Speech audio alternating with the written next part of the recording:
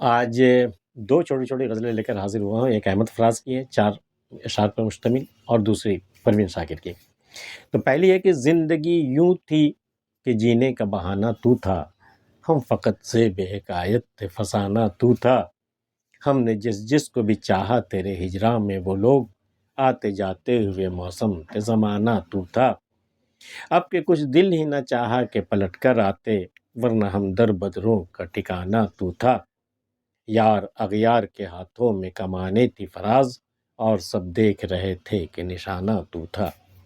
زندگی یوں تھی کہ جینے کا بہانہ تو تھا، میری زندگی ایسی تھی کہ میں جی ہی رہا تھا تیرے بہانے سے، تو نہیں ہوتا میری زندگی، میرے جینے کا کوئی سبب نہیں تھا۔ زندگی یوں تھی کہ جینے کا بہانہ تو تھا، ہم فقط زیب حکایت تھے فسانہ تو تھا۔ مین کہانی کچھ اور تھی۔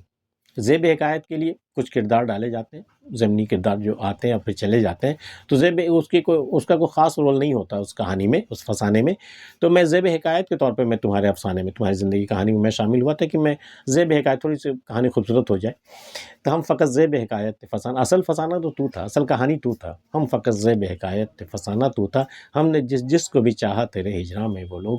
تیرے ہجر میں جب تو مجھ سے جدا ہو گیا تو میں نے بہت لوگوں سے دل لگایا، تو جس کو بھی چاہا تیرے ہجراں میں وہ لوگ، آتے جاتے ہوئے موسم تھے زمانہ تو تھا۔ اصل میں وہ لوگ تو آتے جاتے موسم تھے، آئے گئے، لیکن تو زمانہ، ہمیشہ رہنے والا، تو میری زندگی میں زمانہ بن کر آیا، ہمیشہ رہنے والا، آتے جاتے ہوئے موسم تھے، وہ لوگ تو آتے جاتے ہوئے موسم تھے، زمانہ تو تھا، اب کہ کچھ دل ہی نہ چاہا کہ پلٹ کر آتے، ورنہ ہم در بدروں کا تو ٹھکانہ تو تھا۔ ہم یوں ہی در بدر پھرے پھرتے ہیں پوری دنیا میں، لیکن مجھے پتا ہے کہ میرا آخری ٹھکانہ تو ہی ہے، تو اس بار دل ہی نہیں چاہا کہ ہم تمہاری طرف لوٹ کر کے آتے، حالانکہ مجھے پتا ہے کہ ہم جیسے در بدر لوگ جو کہیں کے نہیں ہوتے وہ تمہاری در کے ہوتے ہیں، ہم جیسے در بدروں کا تو ٹھکانہ تو تھا، یار اغیار کے ہاتھوں میں کمانیں تھی فراز، میرے دوستوں کے ہاتھ میں بھی کمانیں تھی اور میرے دشمنوں کے ہاتھ میں بھی کمانیں تھیں، تو یار اغیار کے ہاتھوں میں کمانیں تھی فراز، اور سب دیکھ رہے تھے کہ نشانہ تو تھا۔ دشمنوں کے نشانے پہ بھی تو ہی تھا فراز، اور دوستوں کے نشانے پر بھی تو ہی تھا، کمان دونوں کے ہاتھ میں تھے، تو یار اغیار کے ہاتھوں میں کمانیں تھی فراز، اور سب دیکھ رہے تھے کہ نشانہ تو تھا۔ اور دوسری غزل جو پروین شاکر کی ہے کہ کھلی آنکھوں سے سپنا جھانکتا ہے، وہ سویا ہے کہ کچھ جاگتا ہے، تیری چاہت کے بھیگے جنگلوں میں میرا تن مور بن کے ناچتا ہے، مجھے ہر کیفیت میں کیوں نہ سمجھے، وہ میرے سب حوالے جانتا ہے، میں اس کی دسترس میں ہوں مگر وہ مجھے میری رضا سے مانگتا ہے، کسی کے دھیان میں ڈوبا ہوا دل بہانے سے مجھے بھی ٹالتا ہے،